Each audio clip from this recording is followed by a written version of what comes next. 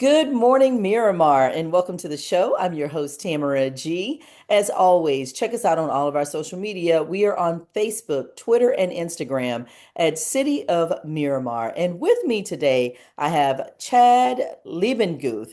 He is the district president for Robert Half.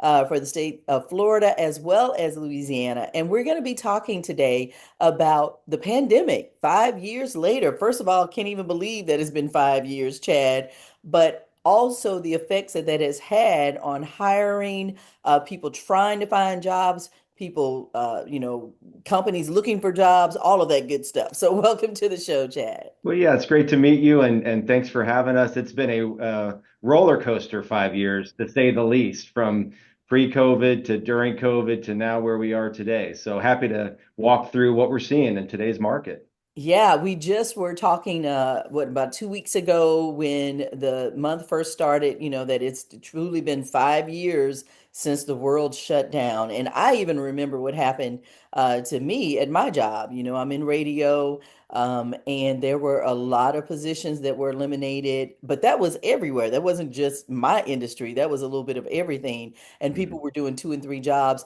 How has it changed in the 5 years? That we are post-COVID now. Yeah, again, back to sort of reassessing 5 years and the roller coaster. I think in today's market, companies are very cautious in terms of how they engage hiring and when it comes to laying people off and managing their workforce. And I think that's not a bad thing. I think companies are certainly wanting to make sure that they're properly staffed. Um, we went through a few years after COVID when there was just a hiring boom. And I'm sure many of your listeners or friends or family that got two or three job offers, lots of counter offers, lots of opportunity to increase your income. And then the market kind of settled down a little bit. And I would classify the market today as almost a little bit more normalized in terms of where we're at. It's not a guarantee that you're going to find a job right away. It may take you a little bit of time. You may want to work your network a bit more. You may want to invest in your career a bit more. Make sure you're doing everything you can to stay relevant and to be marketable. And really, take a long game in terms of your career approach and where do you want to go. So to answer your question in a roundabout way, I think the market has come full circle from where we were pre-COVID to kind of where we are now in terms of the of the employer and employee relationship. Well, I mean, obviously, with what Robert Half does, I mean, you guys staff companies, you help people find good people to work for them. When you mentioned, it's kind of back to normal, will there ever be a normal? I know some people that have not gone back into an office yet. Now, I wish I could be one of those people, but the nature of my job, I have to be in a studio. Yeah. But there are so many people that have, and then here's the thing, Chad, too, a lot of people are choosing not to go back. What have you guys found when you're trying to place people and they say, Mhm. well, can I work from home? Yeah. And I think in a perfect world, that scenario is what everybody would want, the flexibility to either work 100% remote or have some sort of hybrid. More and more, we're seeing the fully remote roles are harder to come by. The hybrid approach seems to be some of the new normal, to use that phrase. What is normal? Well, I think now normal is some variation of hybrid where people are in an office 3 days, maybe 4 days a week. Maybe there's a day or two of flexibility where you get a chance to work from home. And there's some benefits to that. I think some of our recent survey stats show almost 80% of folks in the workforce feel good about their career and they're satisfied with their career by and large because of some of the flexibility that they now enjoy. And I think that's a good thing. And, we hear people talk about hours they used to spend commuting back and forth before COVID and how much time and energy and resources that brought. And now, maybe I've got 2 days a week where I don't have to get in a car and that means I can be more productive or have a little bit better work-life balance. And that's a good thing. The downside of that can be some of what companies are battling with culture and with connection and with employee engagement. And to some level, how do you onboard and bring on a new hire quickly without having them connected and in the office with their peers. And I think that's one of the challenges that companies are trying to navigate their way through. But I Well, think the our company hybrid, did that. Our company did that. yeah, The salespeople, on air, of course, we have to be there every day. right, But the salespeople and support staff, they come in Tuesdays and Thursdays. That's it. And right. everybody seems to be happy with that. But what I wanted to ask as a follow-up to what you were saying about the culture and, bringing on somebody new and trying to figure out how to do that when, again, you only come to work on Tuesdays and Thursdays. Yeah. Is that really important to have that culture? Like, do you really need that? I'm doing the job, regardless of what it is. And, most people will say that they get more work done at home because they're not sitting at the coffee machine talking for 30 minutes with somebody.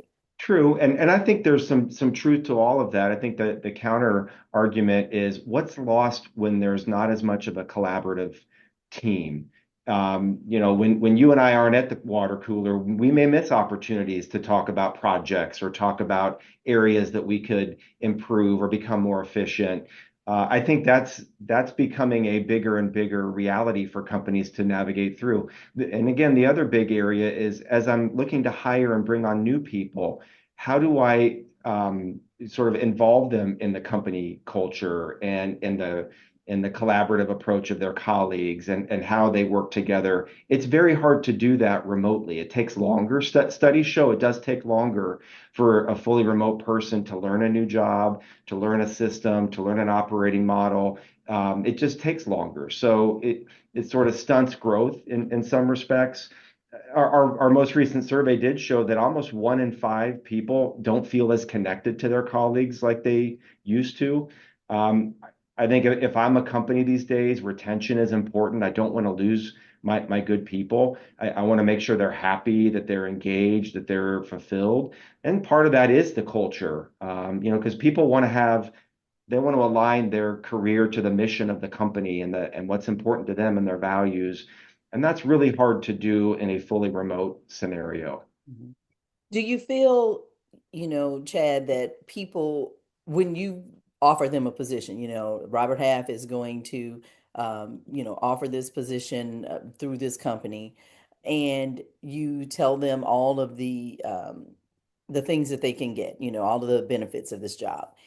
Are people willing in this day and time, 5 years after COVID and the pandemic, to take less money to be able to work those remote jobs or to, come in twice a week? Are they willing to take less time off or whatever, less money, whatever that may include? Yes, I think our advice to companies would be to look at the holistic role, not only salary, duties, but flexibility in terms of the work, hybrid in office and at home, the benefits. I think it's a complete package that people are looking at. And it is true that people may be willing to take a little bit less money for a fully remote role.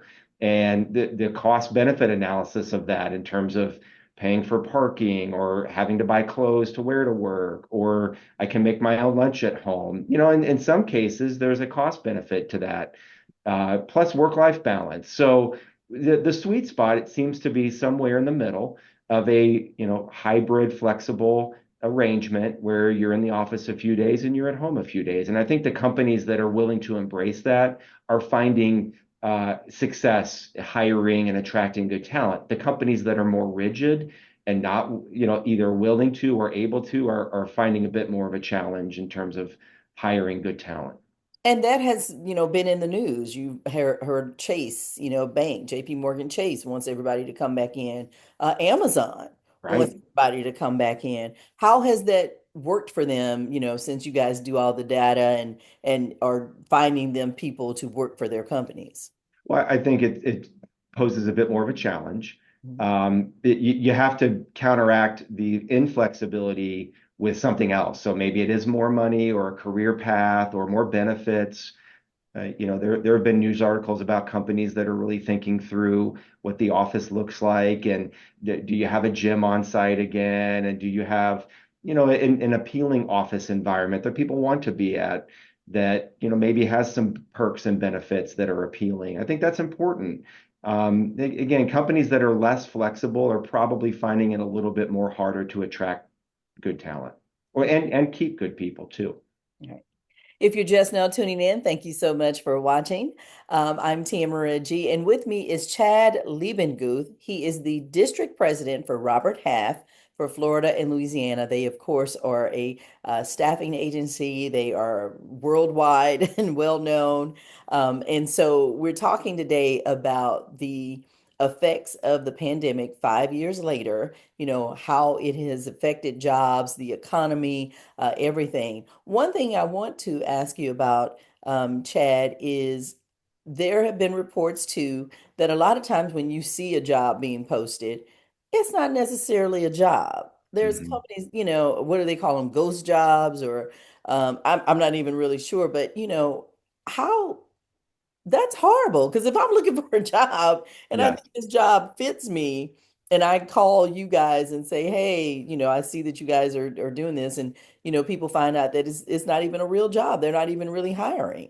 Yeah, that can be very, very frustrating. And we have all probably heard that statistic of 8 million jobs or whatever, 10 million at the height. It was maybe 12 million. I can't remember, a large amount of quote unquote open jobs. I think what we find is there's a myriad of reasons why maybe there's a role that's posted and not being filled. Some of it has to do with a company's urgency in terms of how fast they want to get a position filled. And that could depend upon the time of the year. It could depend upon their business outlook. Mhm. Sometimes companies decide I want to make a hire, and then a few months later, the business has softened a little bit. So they say, let's just hold, let's wait a minute. Sometimes it has to do with finding the right person. And I think more and more companies are being very particular and specific in terms of what they're looking for, what experience you might need to bring to the table, your technology background, maybe industry. And for some of the real specialized jobs, it does take time to find that right candidate. So it may be 3, 4, 5 or more weeks that the job sits open before the right candidate applies. Sometimes it's a recruiting tool and companies are it's branding. I just want to make sure that people know we're always hiring. And so for some companies, they may take that approach. I don't know if I agree with that or not, but that's certainly a reality. And I think in today's market, things can change. I think there's a 24-hour news cycle with all sorts of news coming at us, and sometimes companies think maybe we better wait. Maybe we need to see what's going to happen with the next policy thing or what's happening in the world or what's happening in the market. And that could cause some companies to decide to slow down hiring from time to time. By and large, I think it does come down to, for some of the roles, finding the right candidate. And speaking of finding that right candidate, what are you guys looking for at Robert Half? What is it, or the industries that people should be applying for or going to school for or trying to get Sure. those skills? Well, in Florida specifically, we've benefited from a very positive business environment, and whether that's housing, lots of people have moved to Florida over the last few years. Been a lot of housing, construction, commercial construction, healthcare is a big industry in this state. There's been other financial services. So, I think if not so much the industry, because there are always going to be ebbs and flows in terms of industries that may be moving or hiring. Our advice would be to the candidate, certainly have a broad background, invest in technology. Almost every job has some technology component. You've got to learn a software. You've got to be very technically sound so that you can learn and adapt to the company's systems that you may be working for. And so, you've got to be very technology sound. And I think there are some people that are doing a really good job of ensuring that they invest in themselves, take classes. There's lots of good online resources that you can use to make sure that you're staying up to speed in technology. Chat GPT and other language learning models can help you learn many different things. The common thread from most companies that we are working with has to do with the technology of the candidate and what software have they used and how quickly can they learn our systems. That seems to be a very, very common thread for many of the companies we work with. And so, speaking of working, so I'm just going to put this out there. I am in the sandwich generation.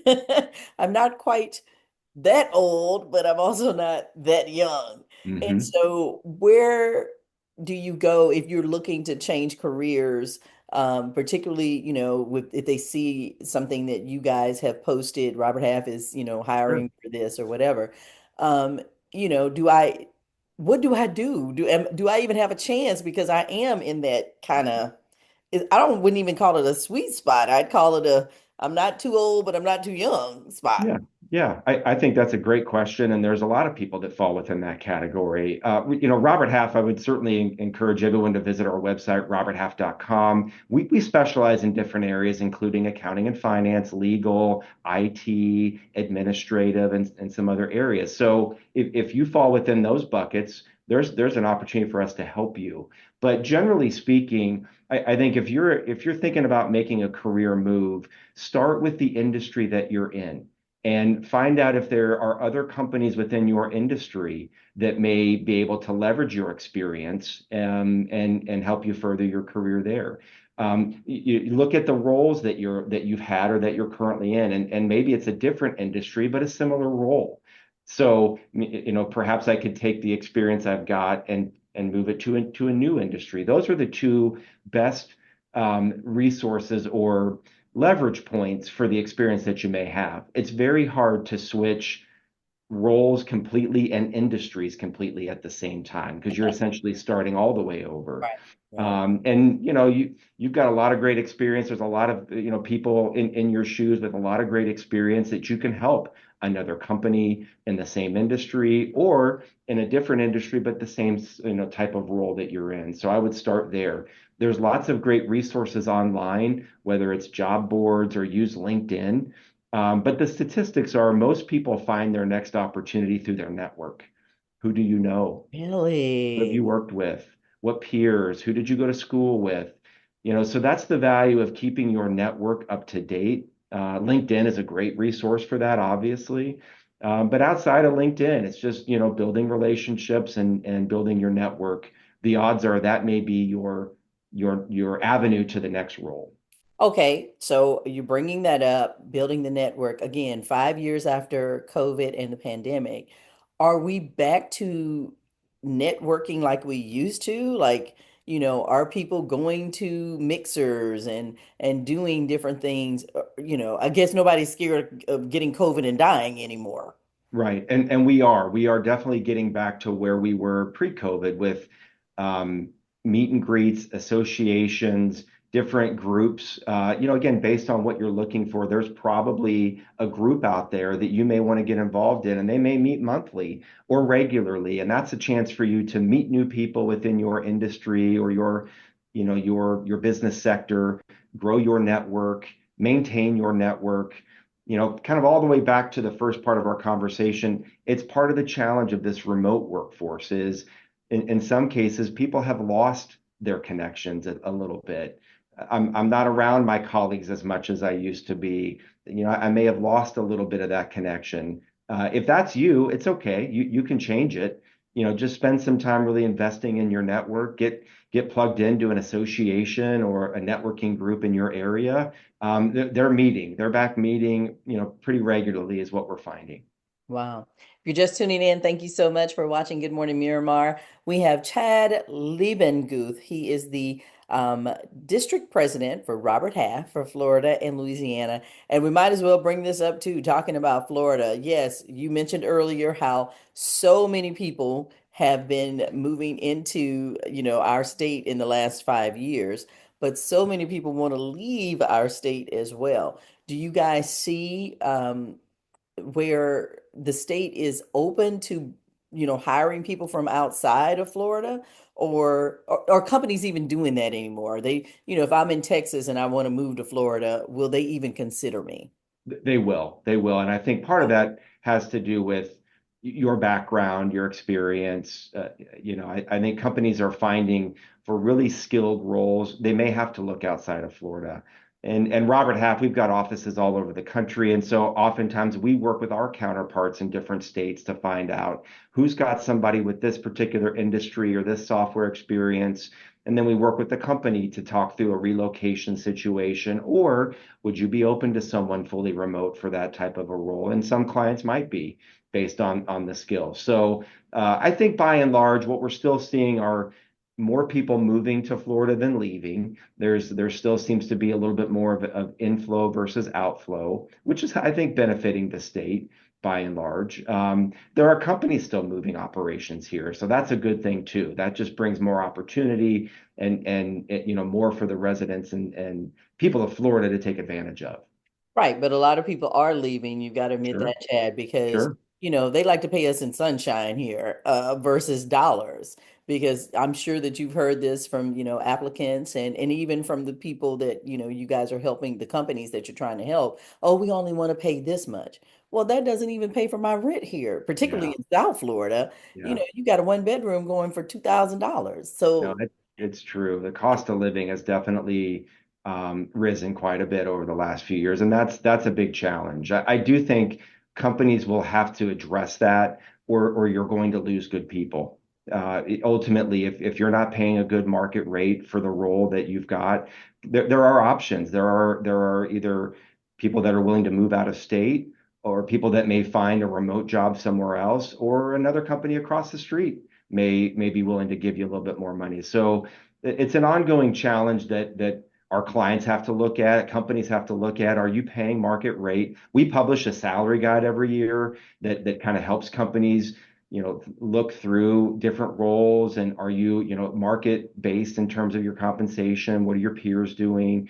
It's a moving target, quite frankly. It's something that really always needs to be looked at. okay. Well, I had mentioned earlier, I'm in the sandwich generation. And then, of course, you have the Gen Zers out here who will get a job and quit a job in a week. True. So that really is true. I mean, I don't have any Gen Zers. I have friends who have Gen Zers, but I have heard that. And so, how do you guys handle that when you get an applicant who's 23, but they have everything that this, position is looking for and this company is looking for? Do you guys go that extra mile and take that chance on that person, or what do you do? Well, not an easy answer, but it, Right. it does depend. I do think what people learned over the last few years is stability matters. If you're changing jobs every year, companies are going to scratch their head and think, are you here for the long term? If I invest and hire you, are you going to leave me in a year? And that I think is not a good place to be from a career perspective. So I think before you make a career change, you do have to sort of look at the bigger picture in terms of your work history, your tenure. Have you had good conversations where you're at to try to find out if there's a career growth opportunity or a way to learn something new? Do you have to leave your current employer to accomplish your career goals? Oftentimes people miss that. It's the most obvious thing is, have you talked to your boss about what you're looking for and maybe why you're not happy, whether it's your compensation or your career track or what you're currently doing? There's a high potential chance that maybe they could do something to give you what you're looking for so you don't have to leave and you can keep tenure where you're at. I think what we learned, especially in 2021, 2022, we had people that moved jobs a few times, and that ended up being a negative for them. And Wow. it can certainly turn into, well, you're a job hopper, you don't stay at a role, you may not be willing to commit. And as a company, that's something that's concerning for me. I may not want to take a risk in hiring you only to have you leave me in 9 months or a year for something else. So Well, it's so funny because we had that question.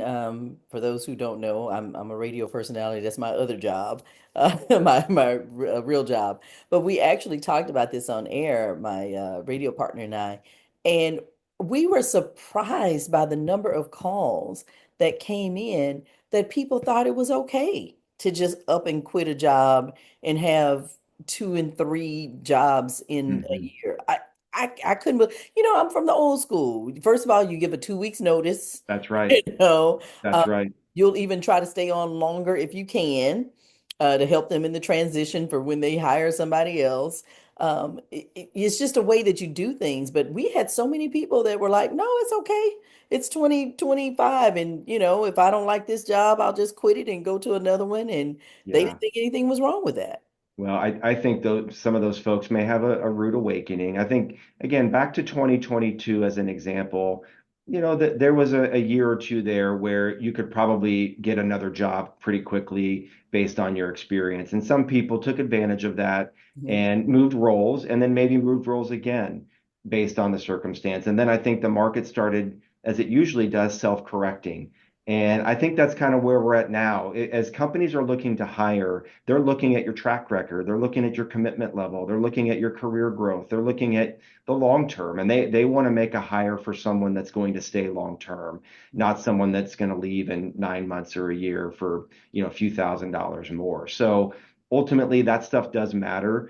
Back to kind of where the market was before COVID, it was important then too. Your career, history, your tenure, those things were important so that you didn't look like a job hopper or someone that just wasn't going to commit to a role. And so I think for some people they may have to reevaluate where they're at. And if you don't like your job, you may just need to stay there for a bit longer to get some tenure before you make another move. That just may be the right answer. What do you say to those companies, whether they are big or small, Fortune 500, mom and pop or whatever, that are saying that they cannot find workers, Chad? Mhm. Like they have applied with you guys as a staffing company. They have put things in newspapers and on Mhm. Facebook and on Sure. social media, and they can't find workers and they can't keep workers. Yeah, I think it does come back to the culture of your company, the flexibility that you may offer, the salary and the benefit package. Usually, one of those things is out of line if you're having a trouble either attracting talent or keeping talent. And so, as a company, you've got to constantly evaluate that and make sure that you're paying market rate, your benefits are market rate, you're offering a flexible work schedule so that people feel like they've got, some flexibility from that perspective, that you've got a good work culture, that people enjoy working at your company, that there's a shared mission and shared values. I think those are all things that are important. And so with those companies that we do work with, we're oftentimes giving them advice in terms of what we're seeing, or hey, you may want to up the salary range a bit. You may want to offer a bit more of a flexible schedule. You may want to look at this benefit. Usually those are some of the areas that need to be addressed. All right. Well, thank you so much, Chad. This has been so informative because, again, we were one way before March of 2020, and we're another way after March of 2025. 5 years since the pandemic struck, with the job market and just trying to get everybody back to kind of where we were before. How can people get in touch with Robert Half again if they are an applicant or if they Yeah. are a company looking for great applicants? Yeah, great question. And I would say there's two easy ways. One, there's our website, roberthalf.com, or you can download our app. We have an award-winning app. If you're a candidate looking for a role, download our app. You can upload your resume. You can search and apply for jobs. It's very, very easy, quick. Someone from a local office will connect with you, and we'd love to work with you. Back to your other comment, I think a year from now, we may be looking at a completely different market again. Things are always changing. And Oh, so yeah. in today's market, these are some of the struggles, and in a year from now, there may be a whole different, set of struggles. But be diligent in terms of your career, grow your network, get yourself out there, stay technology relevant. Those are all things that will help you in the long run.